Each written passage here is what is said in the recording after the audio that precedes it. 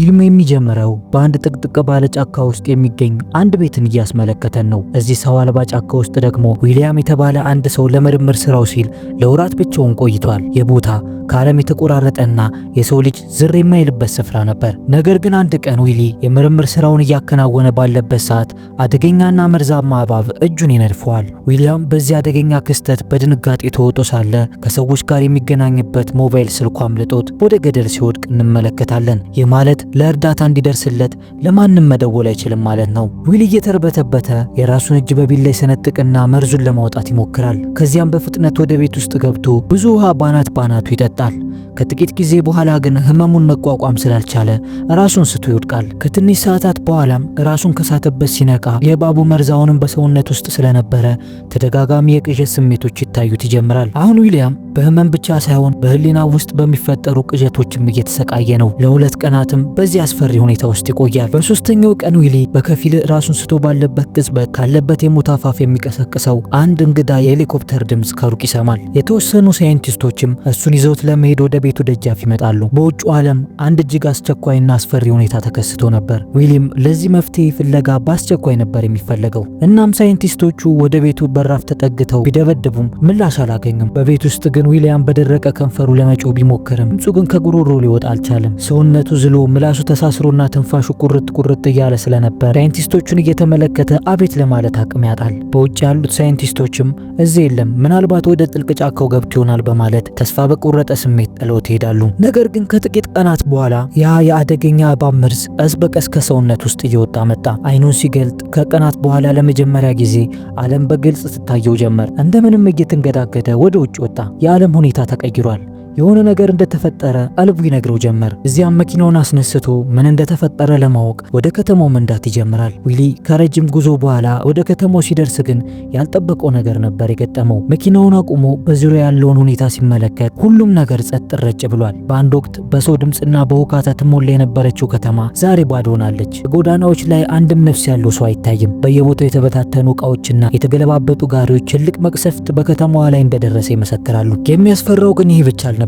በሺዎች የሚቆጠሩ መኪናዎች በመንገዱ ላይ ተሰልፈው ቆመዋል። በመስኮቶቻቸው በኩል ሲመለከት ደግሞ ውስጣቸው ያሉት ሰዎች ሙሉ በሙሉ ህይወታቸው አልፏል። ዊሊያም ግራ በመጋባት አይኑን ሲያማትር አንድ የመንገድ ላይ ምልክት እውነቱን ይነግረዋል። ከጥቂት ቀናት በፊት ዓለምን በአንድ ጀንበር ያጠፋ ገዳይ ቫይረስ ተከስቷል። ቫይረሱ እንደ ሰደድ እሳት በመላው ምድር በመሰራጨቱ የሰው ልጅ ዝርያ ከምድረ ገጽ አጥፍቶት ነበር። አሁን መንግስት የለም፣ ህግ የለም፣ ስርዓትም የለም። ምድር ወደ ቀድሞዋ የዱር አራዊት ዘመን የተመለሰች ነበር የሚመስለው። ዊሊም የተፈጠረውን ነገር ባለማመን በከባድ ጭንቀት ወደ ቤቱ ያመራል። የናፈቃቸው ወላጆቹ ግን ሊቀበሉት አልወጡም። በቤቱ ውስጥ ወላጆቹም የዚህ ክፉ ቫይረስ ሰለባ ሆነው መሞታቸውን ሲረዳ ዓለም በላዩ ላይ የተደፋች ያህል ይሰማዋል። ይህንን መራራ እውነት ለመቀበል ቀናት ነበር የፈጁበት። በመጨረሻም ግን እርሙን አውጥቶ ወላጆቹን ከቤቱ አቅራቢያ ባለው መሬት በገዛ እጁ ቆፍሮ ይቀብራቸዋል። ዊሊ በዚያች ባዶ ከተማ ውስጥ በህይወት የተረፈው እሱ ብቻ መሆኑን ቢረዳም ተስፋ ግን አልቆረጠም። ልክ እንደኔ ቫይረሱ የማያጠቃቸው ሰዎች የሆነ ቦታ ይኖራሉ የሚል ትንሽ ጭላንጭል በልቡ ሰንቋል። ለደህንነቱ ሲል ሽጉጥና ጥቂት የሚያስፈልጉትን ቁሳቁሶች ሰብስቦ ወደ ላስ ቬጋስ ለመጓዝ ይወስንና ጉዞውን ይጀምራል። ጉዞው ግን ቀላል አልነበረም። ወደ ላስ ቬጋስ የሚያስገባው ዋና ድልድይ በመደርመሱ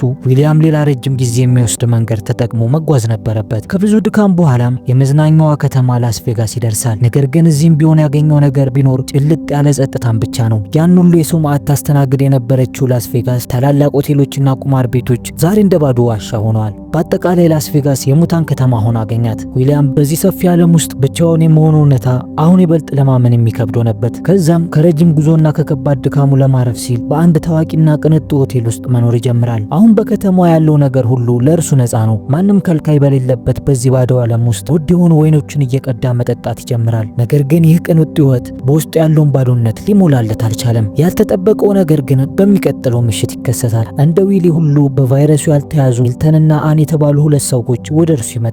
እነርሱም ላለፉት ጥቂት ቀናት እንደዚህ ባሉ ውድ ሆቴሎች ውስጥ ተጠልለው እንደነበር ይነግሩታል። ሚልተን ዓለም ከመጥፋቷ በፊት የነበረውን የመጨረሻ የቴሌቪዥን ስርጭት ለዊሊ ያሳየው ይጀምራል። በስርጭቱ ላይ ሳይንቲስቶች ለአዲሱ ቫይረስ ምንም አይነት መድኃኒት ማግኘት እንዳልቻሉ በይፋ ሲገልጹ ይታያል። ከዚህ በኋላ ግን የሆነው ነገር እጅግ አስፈሪ ነበር። በተለያዩ ሀገራት ሰዎች ለመትረፍ ሲሉ እርስ በርስ ጦርነት ይቀሰቅሳሉ።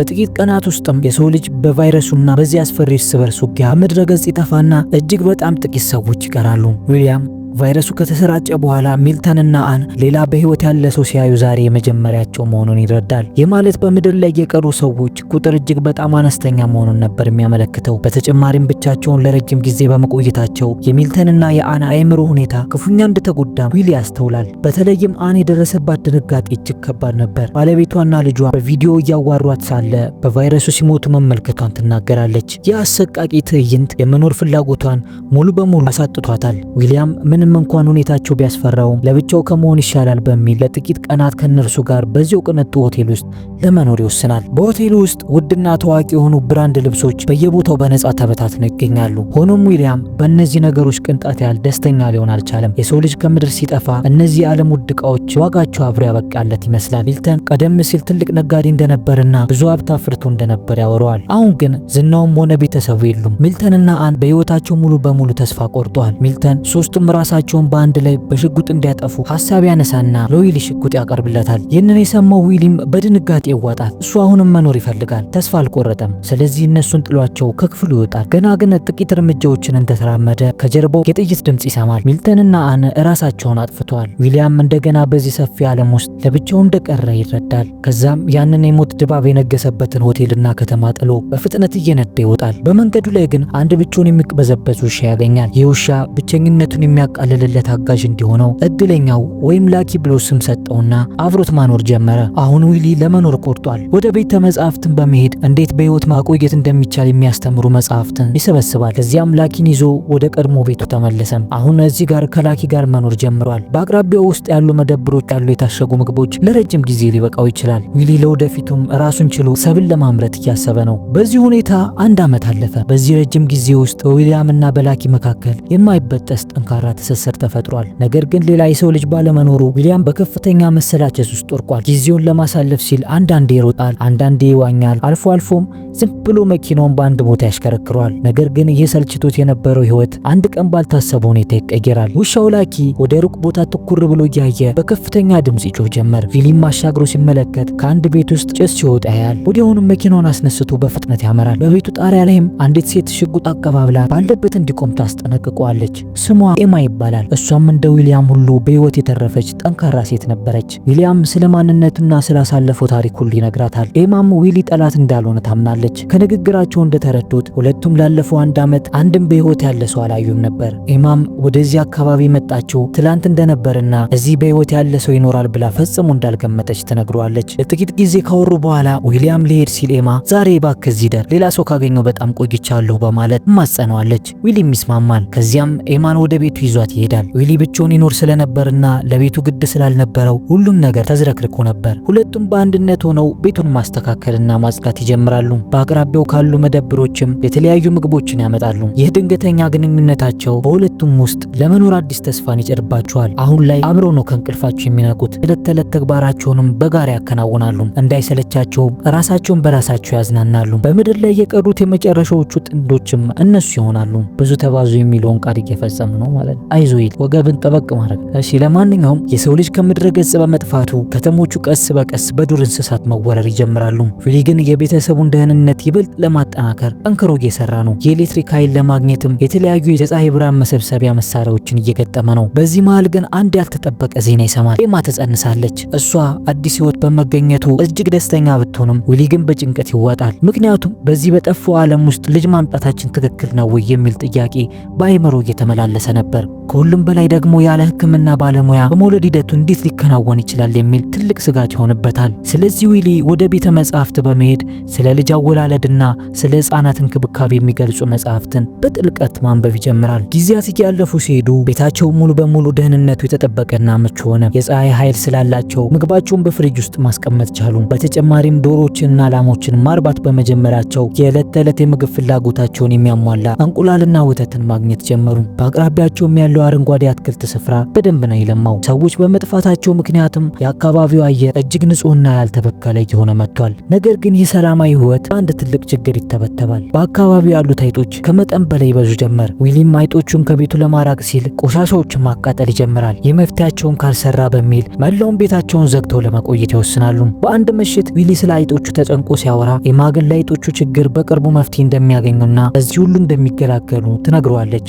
እሷ አሁን ትኩረቷ ሙሉ ለሙሉ አዲስ ለሚወለደው ልጇ ነበር። በሚቀጥሉት ጥቂት ሳምንታት ውስጥም ዊሊ ከአይጦቹ ወረራ ለመገላገል ከሩቅ ቦታ ድመቶችን አመጣ። ይህም በአቅራቢያቸው ያለውን የአይጥ ቁጥር ለመቀነስ ትልቅ እገዛ ያደርግላቸዋል። በመጨረሻም ኤማ የምትወልድበት ቀን ደረሰ። ለዚህ ትልቅ ቀን ብዙ ዝግጅት አድርገው ስለነበር በዊሊ እርዳታ ጤነኛ ሴት ልጅን ይወልዳሉ። ከዚህ በኋላ ሌሎች በህይወት የተረፉ ሰዎች ቢኖሩና ወደ ከተማዋ ቢመጡ ቤታቸውን በቀላሉ እንዲያገኙ ለማድረግ ዊሊ አድራሻቸውን በሚታዩ ቦታዎች ላይ ይቀባል። ጊዜውም ነግዶ 6 ዓመታት አለፉ። አንድ ቀን ዊሊ በመኪናው ውስጥ ወደ ቤቱ ሲመለስ መንገዱ ላይ ከአንድ ነብር ጋር ይጋጫል። ነብሩን በቅርበት ለመመልከት ሲወርድ ግን በድንገት አንዲት ትንሽ ልጅ ያያል። ልጅቷ እሱን ስታይ ደንግጣ መሮጥ ትጀምራለች። ዊሊ እሷን ለማረጋጋት የምትበለው አፕል ይሰጣታል። ያን ጊዜ እንደማይጎዳት አምናም በመኪናው ተሳፍራ ወደ እርሱ ጋር ትሄዳለች። ብዙም ሳይቆይ ኤማ ሶስተኛ ልጇን ሳሚ የተባለውን ልጅ ወለደች። አሁን ቤተሰባቸው ከበፊቱ በልጧል። ለሚቀጥሉ 1 ዓመትም ሁሉም ነገር በአንድነትና በሰላም መኖር ጀመሩ። ነገር ግን አንድ ቀን አንድ ሰው ወደ መግቢያቸው እየመጣ መሆኑን የሚገልጽ ምልክት ደረሳቸው። ዊሊያም እና ኤማ ልጆቹን በሙሉ በፍጥነት ወደ ቤት አስገብተው አዋቂዎቹ መሳሪያ በመያዝ የመጣው ማን እንደሆነ ለማየት ወደ ውጭ ይወጣሉ። እነዚህ ሰዎች በከተማው ውስጥ ዊሊያም የቀባውን አድራሻ አይተው የመጡ ሌላ በህይወት የተረፉ ማህበረሰቦች ነበሩ። በቡድኑ ውስጥም ሞሊ፣ ጂን፣ ኢዝራና ልጃቸው ሬፍ ይገኙበት ነበር። ዊሊያም ቡድንም ሁኔታውን ካረጋገጡ በኋላ በአክብሮት ወደ ቤታቸው ይቀበሏቸዋል። ሞሊ ያለፉት 8 ዓመታት ውስጥ ያዩት 4 ሰዎችን ብቻ እንደሆነና ቋሚ የመኖሪያ ቦታ ስላልነበራቸው ከቦታ ወደ ቦታ ሲንከራተቱ እንደቆዩ ትናገራለች። ኤማን በደስታ ተቀብላቸው ችግር የለውም ይህም የናንተ ቤት ነው አለቻቸው። እዚህ ምንም ነገር እንደማይጎድልባቸውና አብረው አዲስ ጠንካራ ማህበረሰብ መገንባት እንደሚችሉ ትገልጽላቸዋለች። በተለይም ሞሊ ሐኪም መሆኗ ለቡድናቸው ትልቅ በረከት ነበር።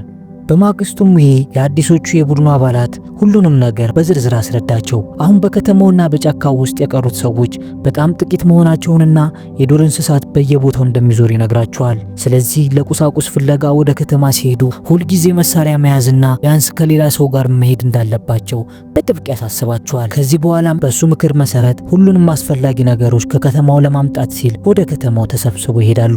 በከተማው ውስጥም ሆስፒታል በመኖሩ ሞሊም ደግሞ ሐኪም በመሆኗ በኑሯቸው አስፈላጊ የሆኑ መድኃኒቶችን ከዚያ በብዛት ትሰበስባለች። ሁሉንም ዕቃቸውን ይዘው ወደ ቤታቸው ይመለሳሉ። አዲሷ አባል ጂንም ዘፋኝ ስለነበረች በዚያ ጭር ባለ ዓለም ውስጥ እየዘፈነች ሁሉንም ከጭንቀታቸው ታወጣቸው ነበር። በዚህ መሃል ጆርጂና ማሪና ከብዙ ዓመታት በኋላ ይቀራረባሉ። በሚቀጥሉት ወራት ውስጥም ጂንና ማሪና ሴት ልጆችን ይወልዳሉ። በዚህ ሁኔታም ቀስ እያሉ 14 ዓመታት ነጎዱ። አሁን ቤተሰባቸው በጣም ትልቅ ሆኗል። ዛሬ የትልቁ ሴት ልጅ ልደት በደመቀ ሁኔታ እያከበሩ ነው። ዊሊያም ስለ ቀድሞ ዓለም ለልጆቹ ያስተምራቸዋል። በአንድ ወቅት ምድር በሰዎች ተሞልታ እንደነበር፣ የሰዎች ጠባይ ምን እንደሚመስል፣ ምን ይሰሩ እንደነበርና ልጆቹ ወደፊት በዚህች ዓለም ውስጥ እንዴት መኖር እንዳለባቸው በዝርዝር እያስረዳቸው ነበር። ከዕለታት በአንዱ ቀን ግን ሰማዩ ጠቁሮ ኃይለኛ ዶፍ መዝነብ ጀመረ። ዊሊም በድንገት ታማኝ ውሻው ላኪ በቤት ውስጥ እንዳልነበር ያስተውላል። እርሱን ፍለጋም ወደ ውጪ በፍጥነት ይወጣል። ነገር ግን ምስኪኑ ላኪ አንድ ዛፍ ላዩ ላይ ወድቆ ሕይወቱ ማለፉን ይመለከታል። የዊሊና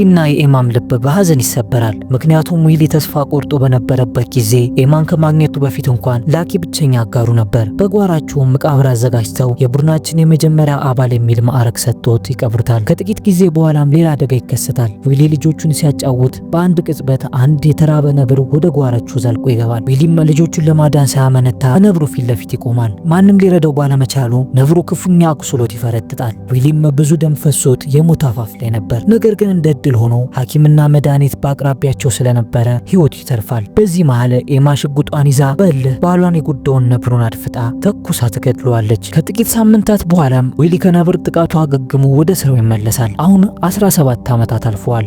ትናንት ሕፃናት የነበሩት ልጆች ዛሬ አድገው ለአካለ መጠን ደርሷል። ዊሊያም ለወንድ ልጆቹ ለአሌክስና ለሳም በሕይወት የመቆያ ዘዴዎችን ተግባር እያስተማራቸው ነው። በዚህ መሃልም የዝራ ትልቅ ልጅ ሬፍ የዊሊያምን ልጅ አፍቅሯል። ሁልጊዜም አብረው ናቸው። አሁን እነዚህ ሁለት ወጣቶች ለብቻቸው ወደ ዓለም ለመውጣትና የራሳቸውን ሕይወት ለመመስረት መወሰናቸውን ለቤተሰቦቻቸው ይናገራሉ። የሰው ልጅም የማባዛት ኃላፊነት በእነርሱ ላይ መሆኑን ሁሉም ስለሚገነዘቡ ማንም ሳይቃወማቸው መሳሪያዎችና ምግብና ውሃ ሰጥተዋቸው በምርቃት ይሸኟቸዋል። ከጥቂት ቀናት ግን በኋላ አንድ አስደንጋጭ ችግር ተከሰተ።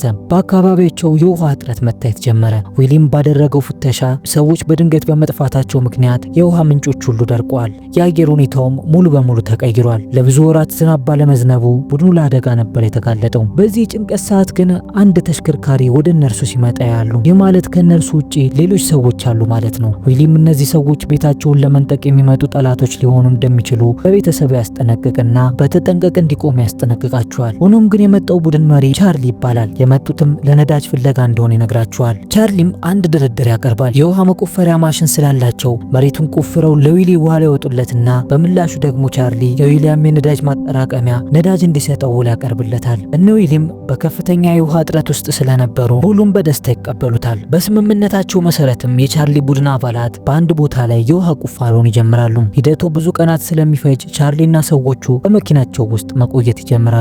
ነገር ግን ጊዜው እያለፈ ሲሄድ ዊሊ በቻርሊ ላይ መጥፎ ጠባዮችን ያስተውል ጀመር። ከንግግሩ እንደተረዳው ቻርሊ በአንድ ወቅት ለማይረባ ቁሳቁስ ሲል ብዙ ንጹሃንን እንደፈጀ ይነግረዋል። ይህንን የሰማው ዊሊም በከፍተኛ ስጋት ውስጥ ይዋጣል። ለቡድኑ አባላት በሙሉ ከቻርሊ እንዲጠነቀቁና የቤታቸውን ደህንነት በንቃት እንዲጠባበቁ በሚስጥር ይነግራቸዋል። ባለቤቱ የማገን ቆፍረው እንደጨረሱ ስለሚሄዱ ብዙ መጨነቅ አያስፈልገንም በማለት ዊሊን ለማረጋጋት ትሞክራለች። ሆኖም የዊሊ የውስጥ ስሜት ግን አሁንም አደጋ እየነገረው ነው። ለሚቀጥሉት 2 ቀናትም ቁፋሮ በከፍተኛ ሁኔታ ቀጠለ። በመጨረሻም በአራተኛው ቀን ከመሬት በታች ንጹህ ውሃ በማውጣት ይሳካላቸዋል። በሁሉም ዘንድ ታላቅ ደስታ ይፈጠራል። ዊሊም ውላቸው መጠናቀቁንና ቻርሊ ነዳጁን በሙሉ ወስዶ መሄድ እንደሚችል ይነግረዋል። በዚያች ምሽት ሁሉም በአንድነት በመሆን ድላቸውን ያከብራሉ።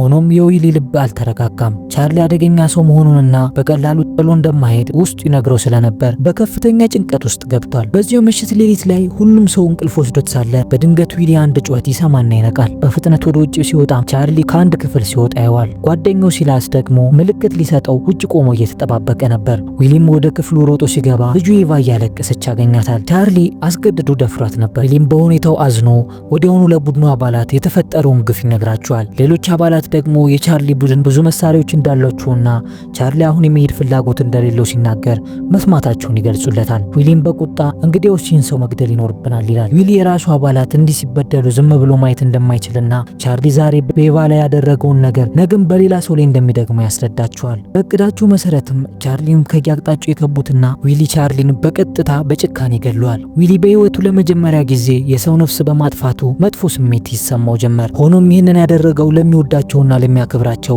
የቤተሰቡ አባላት ደህንነት ሲል ነበር። ከዛም በማግስቱ ጠዋት የዊሊ ቡድን ለቻርሊ ሰዎች ግልጽ ማስጠንቀቂያን ይሰጣቸዋል። ስለ በቀል ማሰብ እንደሌለባቸውና ከፈለጉ አብረዋቸው መኖር እንደሚችሉ፣ ካልሆነ ግን አሁኑኑ ወደ ፈለጉበት ቦታ መሄድ እንደሚችሉ ይነግሯቸዋል። አብዛኞቹ የቻርሊ አባላት ለመቆየት ይወስናሉ። ነገር ግን የቻርሊ የቅርብ ጓደኛ የነበረው ሲላስ በቁጣ ይሞላና ዊሊን እንደ ጠላት ይመለከተው ጀመር። የቻርሊ የቀድሞ ጓደኞች ግን ቻርሊ መጥፎ መሪ እንደነበርና በገዛ ቡድኑ ሴቶች ላይ ሳይቀር ግፍ ይፈጽምባቸው እንደነበር በመግለጽ በመሞቱ ደስተኛ መሆናቸውን ይናገራሉ። በቻርሊ ሞት ያዘነው ሲላስም ዊሊ ለደህንነታቸው ሲል ከቡድኑ ያባርረዋል። ሲላስ ብቻውን መኖር ስለማይችልም በድጋሚ መጣና ዊሊን እንዲመልሱ ይለምነዋል። ዊሊ ግን የቻርሊን መጥፎ ድርጊቶች ይደግፍ ስለነበር ፈጽሞ እንዳይገባ የከለከለውና ወደ መጣበት እንዲመለስ ያባርረዋል። ከዛም በዚህ ሁኔታ 20 ዓመታት ያልፋሉ። የሰው ልጅ ባለመኖሩ ምድር ሙሉ በሙሉ ተቀይራለች። የዊሊ ቡድን ልጆች አድገው አውሮፕላን ለመስራት እየሞከሩ ነው። የዊሊ ልጅ አውሮፕላኑን በቅርቡ ሰርተው አጠናቀው ካሉበት ቦታ አሻግረው መሄድ እንደሚጀምሩ ይነግራቸዋል። ነገር ግን ባልታሰበ ሁኔታ ሁሉም የቡድኑ አባላት አንድ በአንድ መታመም ይጀምራሉ። ከግማሽ በላይ የሚሆኑ ሰዎች ከ20 ዓመታት በፊት እንደነበሩ አይነት አደገኛ ምልክት ባለው ቫይረስ ይያዛሉ። ዶክተሩ አሞሊም ቫይረሱ ራሱን እንደቀየረ ታብራራለች። ሆኖም ይህ ዝርያ እንደቀደመው ገዳይ እንዳልሆነና መድኃኒት እንደሚያገኙ ተስፋ ትሰጣቸዋለች። ጤነኞቹም የታመሙትን ሁሉ መንከባከብ ይጀምራሉ። በተለይ የዊሊ ልጅ ሳም በከባድ ሁኔታ መታመሙ ደግሞ ለሁሉም ጭንቀት ይጥልባቸዋል። በዚህ አስጨናቂ ሁኔታ መሃልም ለብቻዋ ጎጆ ወጥታ የነበረችው ሄሪ ብቻዋን ወደ ቤቷ ትመለሳለች። ከዚያም ያጋጠማትን ሁሉ ትነግረው ጀመር። ሄሪ ከባለቤቷ አሪፍ ጋር የተለያዩ ሰዎች በአካባቢያቸው መኖራቸውን ጥናትና ምርምር ለማድረግ እየሞከሩ ነበር። ግን በየቀኑ አዳዲስ ቦታዎችን ቢጎበኙም በየትኛውም ከተማ በከተማው ውስጥ ግን በህይወት ያለ አንድም ሰው አላገኙም። አንድ ቀን ግን በተራራ ላይ ወጥቶ እያለ አንድ ሰው ሲያልፍ ይመለከታሉ። መከተል ቢጀምሩም ግን ሰውየው ይሰወርባቸዋል። ቆይቶ ግን ያ ሰው ከበስተጀርባቸው ይመጣና በሬፍ አንገት ላይ ጩቤ ይደግናል። ያ ሰው ቀደም ሲል ውሌ ያባረረው ሲላስ ነበር። እዛም ሲላስ በበቀል ተነሳስቶ ሬፍን በክፉኛ ሁኔታ ወቅቶት ይሄዳል። ሄሪም ልትረዳው ብትሞክርም የህክምና እርዳታ በቶሎ ባለማግኘቱ ሬፍ በዛው በጫካው ውስጥ ይሞታል። ሄሪም በአንድ ዛፍ ስር ትቀፍሯለች። ከዚህ በኋላ ሄሪ ወደ ቤት ለመመለስ ጉዞ ጀመረች። በመንገድ ላይ የመኪናዋ ነዳጅ በማለቁም ቀሪውን መንገድ በእግሯ ተጉዟ ወደ ቤት እንደመጣች ትነግራቸዋለች። ሄሪ ቤት ስትደርስ ግን ያገኘችው ሌላ መርዶ ነበር። አብዛኛው የቡድኑ አባላት በቫይረሱ ተይዘዋል። ዶክተር ሞሊም ብዙ ጥረት እያደረገች ቢሆንም በሳም ላይ ግን መድኃኒቱ ሊሰራ አልቻለም። የሳምን ትኩሳትም ለመቀነስ ሲሉ በቀዝቃዛ ውሃ ውስጥ ቢነክሩትም ሊሳካላቸው አልቻለም። ሳምም በአሳዛኝ ሁኔታ ህይወቱ ታልፋለች። ይህ ሁሉ ተደራራቢ ሐዘን የደረሰበት ዊሊ ልቡ ሙሉ ለሙሉ ይሰበራል። ከሳም በተጨማሪም ሌሎች 3 የቡድኑ አባላትም በቫይረሱ ሞተዋል።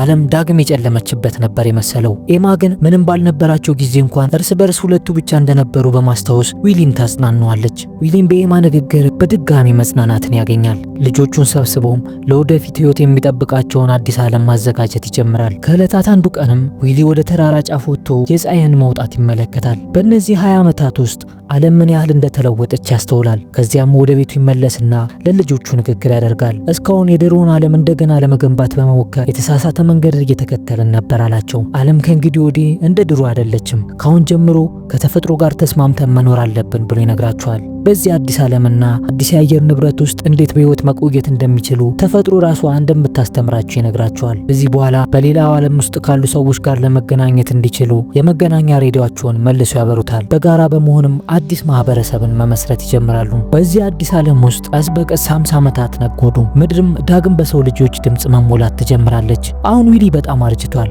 አዛውንት ዊሊ ይህ አዲስ የሰው ልጅ ስልጣኔ ከእርሱ የደም ስር የወጣ መሆኑን እየተረዳ በደስታ ተሞልቷል። ይህንን ህይወት ወደፊት የማስቀጠል ኃላፊነትም የእሱ መሆኑን ለልጅ ልጁ ይነግረዋል። ዊሊ ካለፈው ጥፋቱ የተማረ አዲስ ትውልድ መፍጠሩንም ያረጋግጣል። ከዚያም ፊልማችን ዊሊና አዲሱ የልጅ ልጁ አዲሷን ዓለም አሻግረው ሲመለከቱ ያበቃል።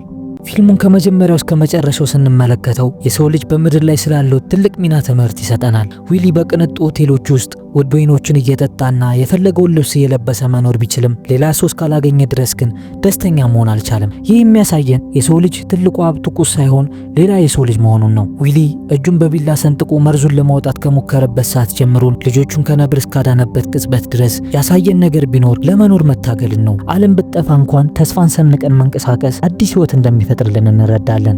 ስለተመለከቱን ከልብ እናመሰግናለን።